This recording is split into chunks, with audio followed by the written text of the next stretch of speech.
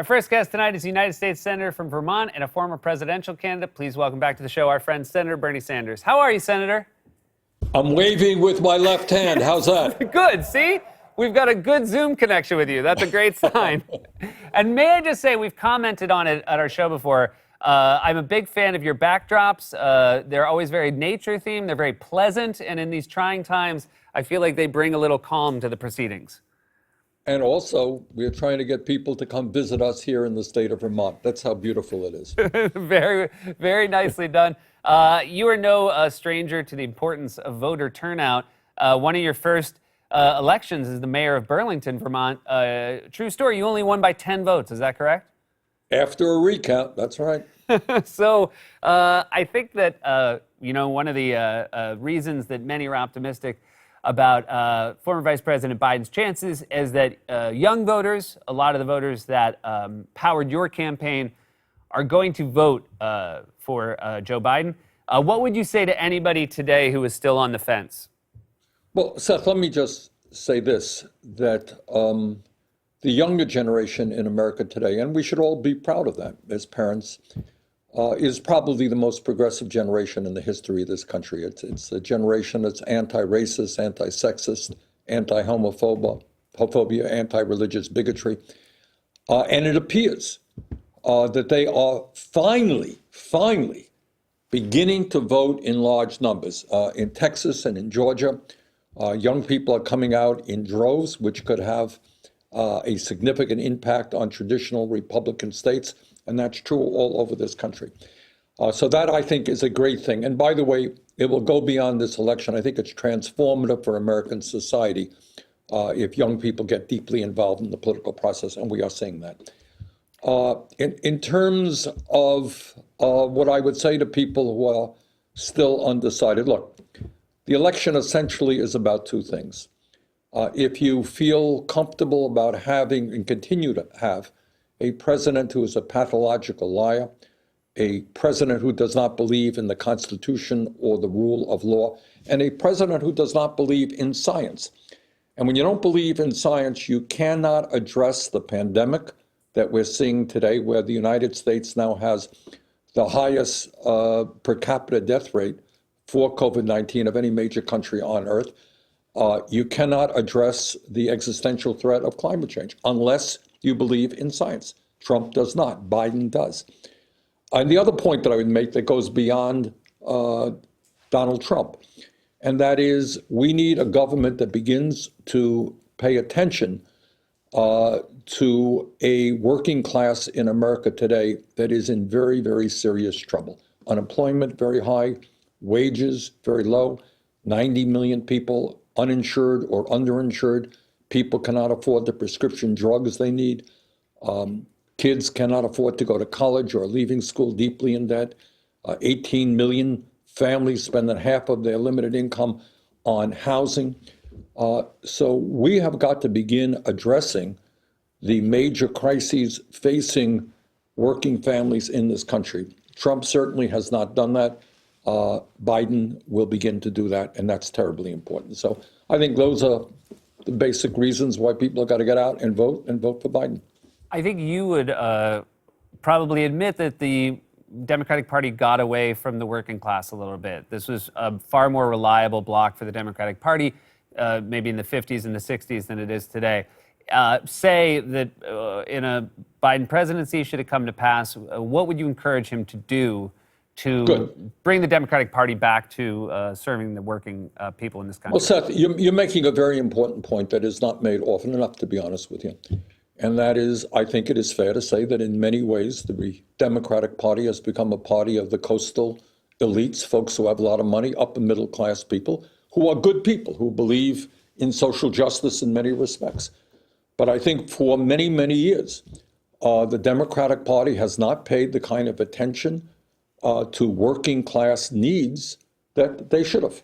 And that has a lot to do with who funds campaigns, et cetera.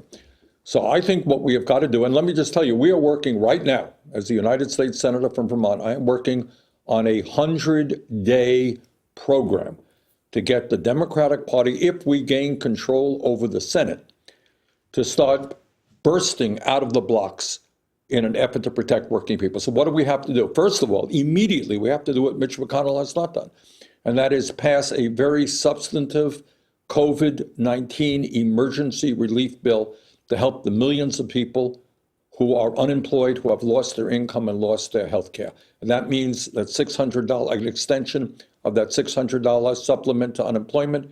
It means a $1,200 check for working families, working individuals all over this country. It means providing health care to those people who have lost it, aid to cities and towns so they don't have to lay off workers.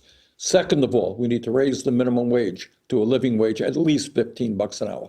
Make it easier for workers to join unions. Equal pay for equal work for women. We have got to expand health care to all people. We are the only major country on earth that does not guarantee health care to all people, and that's what we have got to do. We have got to deal with criminal justice. We have to deal with immigration. So there is a ton of stuff that has to be done. But in the process, we've got to raise wages. We've got to create millions of good-paying jobs by rebuilding our infrastructure and transforming our energy system away from fossil fuel to energy efficiency and sustainable energy.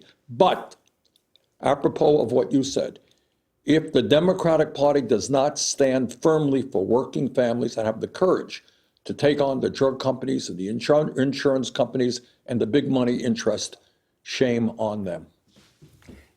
A very surreal thing has happened in the time since since Joe Biden has become the nominee, which is Donald Trump, in ways, still seems to be running against you. He brings you up both as an example of what the party will be under a Joe Biden presidency, how far left it will be, and other times he seems to be courting Bernie Sanders supporters as the perfect Donald Trump voters. How has it been for you to watch him sort of this weird sort of triangulation of what it means to be a Bernie voter insofar as how it relates to him? Well, first thought, we understand that Trump lies all of the time. And he's saying, oh, we're going to get, all kinds of Bernie supporters. He's not. The overwhelming majority of our supporters are going to be voting for Biden because they understand that we cannot have 4 more years of Donald Trump. That's clear. But I think what he also understands, when he goes to these rallies, is that, our campaign when I was running had the largest rallies, I believe. We had 25, 30,000 people coming out, and we have really strong support. People feel deeply about the issues that I and other progressives have raised, and Trump is conscious of that. He understands that we have supporters who desperately are demanding that we pass a Medicare for All single-payer program, that we deal with climate change, that we deal with the systemic racism and a terrible immigration system, that our people feel passionately about the need to transform America and create a government that works for all. He understands that.